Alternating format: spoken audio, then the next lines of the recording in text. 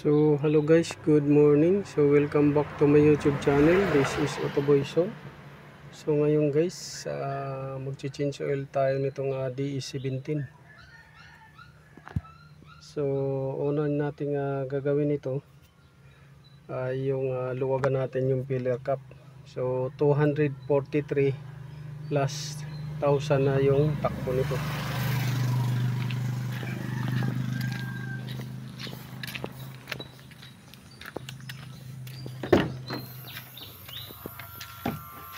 So una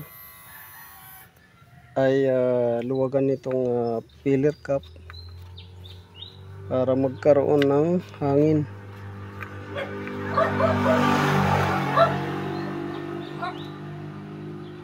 So luwagan lang ninyo itong filler cap para magkaroon ng hangin, para madaling ma-drain yung langis. Yan.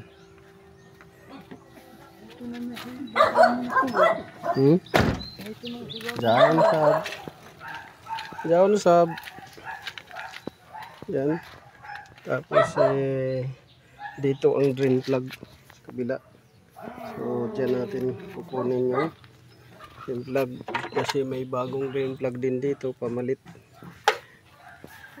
Air filter, langis at saka filter niya, oil filter.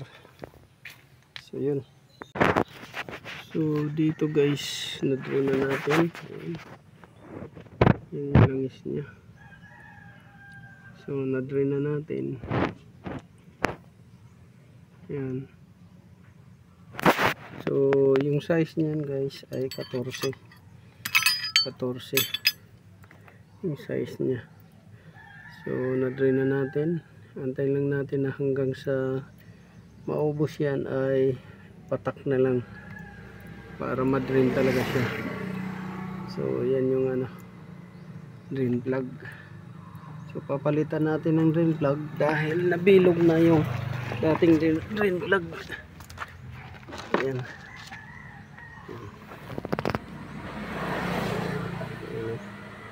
Bilog na. So papalitan natin. Wala na te. Sira na. Yan yung So ito yung ipapalit natin. Ito. Drain plug na bago. So dito guys, tatanggalin natin yung filter. So dito nakakabit na yung filter ay yung drain plug dito. Tapos na tayo dito sa drain plug na ikabit na natin. Ito. Bago na yan. So sa mga unit, mga DE64B, 64W, doon sa kabila nakaharap yung filter. Pero itong DE17, ayan.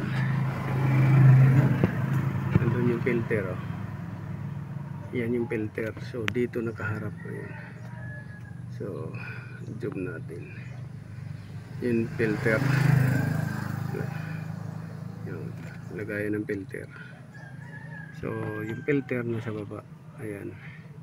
So pinapaubos lang natin ma-drain yung lumang langis na nakaimbak dyan sa filter na yan. So antay lang natin na hanggang mag-drop leads. Yan. So bago nyo guys ikabit yung filter na binili ninyo, check nyo kung tama.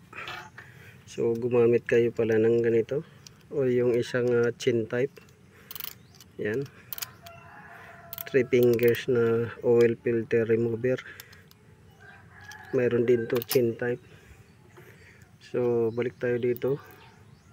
So kailangan pagka tinanggal ninyo yung luma, check nyo yung parehas ba yung luma sa bago. So ito siya 8 yung butas.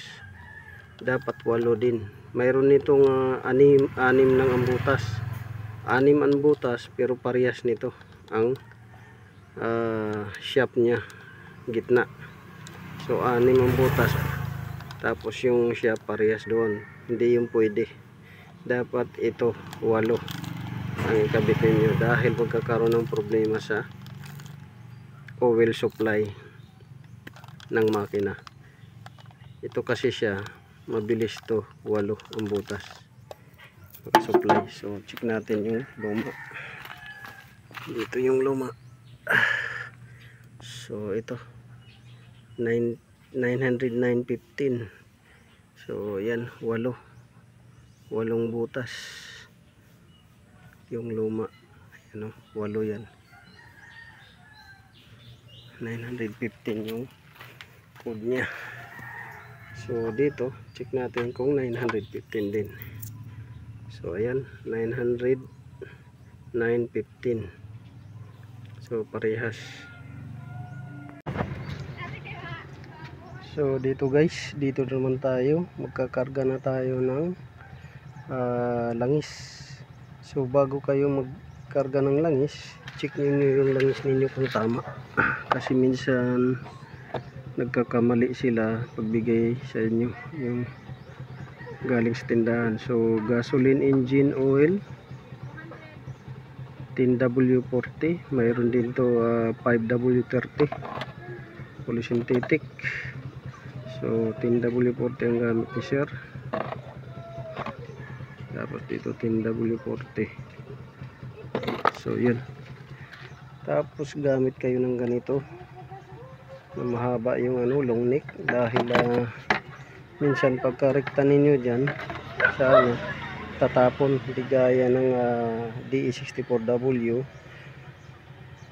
D64B dito banda dito. So malalagyan ninyo ng maayos kahit walang ganito, yun nandun sa sulok.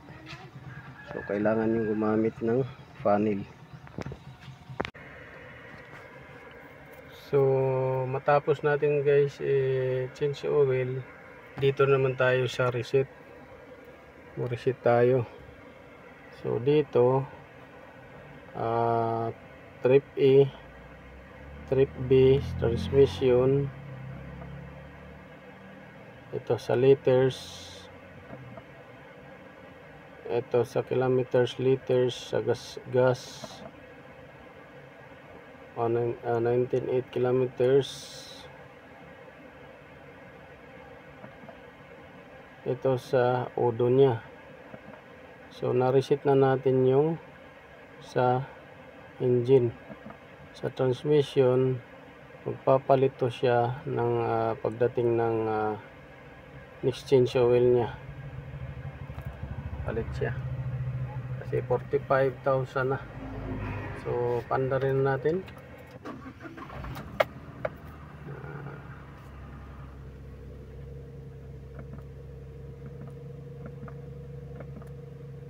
Yan yung 243,000 nya. So na-reset na natin. So ang ano nito naman, after 3 months or 5,000 kilometers, or early as 5,000, 3,000, ganyan. So yun, ganun lang pag nag-change oil, sundan nyo lang yun.